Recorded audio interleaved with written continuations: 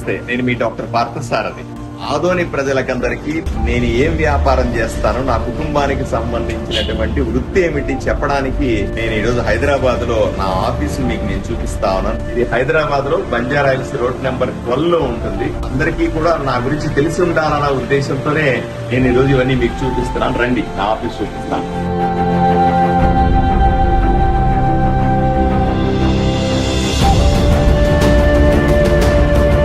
నా వెనకాల కనిపిస్తుంది నా ఆఫీసు. ఇది Partha dental skin and hair clinics అన్నాడు. వృత్తి రీత్యా నేను దంత వైద్యుడిని, ఒక డాక్టర్ని. ఈ డెంటల్ క్లినిక్స్ ఏవైతే ఉన్నాయో ఇవి ఆంధ్రప్రదేశ్, తెలంగాణ, కర్ణాటక, తమిళనాడు 4 రాష్ట్రాల్లో నేను 125 క్లినిక్ల నుంచి 140 క్లినిక్స్ వరకు నడుపుతాను.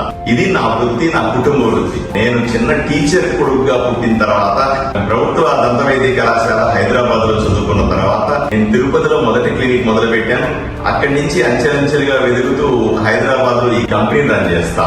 ఈ 4 రాష్ట్రాలకు సంబంధించినటువంటి మొత్తం క్లినిక్ సంబంధించిన పని అంతా కూడా నాకు వెనకాల కనిపించేటువంటి ఇది కార్పొరేట్ ఆఫీస్ లో జరుగుతుంది. దీంట్లో 120 మంది ఉద్యోగస్తులు ఉంటారు. నా దగ్గర సుమారుగా 350 మంది డాక్టర్లు పనిచేస్తారు. అలాగే 1100 మంది ఉద్యోగస్తులు పనిచేస్తారు ఈ 4 రాష్ట్రాల్లో కలిపి. ఇది నా కుటుంబానికి సంబంధించినటువంటి వ్యాపారం. దీంట్లో నేను ఈ రోజు దాకా నేను ఎన్నో పదవులు చూసినప్పటికీ కూడా ఏ రోజు కూడా ₹1 అవినీతి చేయకుండా బతికాను. రాజకీయాల్లో వచ్చిన తర్వాత రాజకీయ పరంగా ₹1 కూడా సంపాదించుకోలేదు. ఏదైతే నా కంపెనీ వైపు నుంచి నా కుటుంబం సంపాదించి పెడతదో ఆ డబ్బులు తీసుకొచ్చి రాజకీయాల్లో పెట్టి నేను నరేంద్ర మోదీ గారి భారతీయ జనతా పార్టీ సిద్ధాంతాన్ని ప్రజల్లోకి తీసుకెళ్లడానికి, పేద ప్రజలకు ఏదో ఒకటి చేయాలన్న బలమైన కోరికతో ఇన్ని రోజులు రాజకీయాల్లో కొనసాగుతున్నానంటే నా కుటుంబం గాని 1100 మంది ఉద్యోగస్తులు లేదా 350 మంది డాక్టర్లు చేసిన కృషిగానే చెబుతాను వాళ్ళందరూ. ఎందుకంటే రాజకీయాల్లోకి వచ్చాడు, ఎమ్మెల్యేగా నిలబడినాడంటే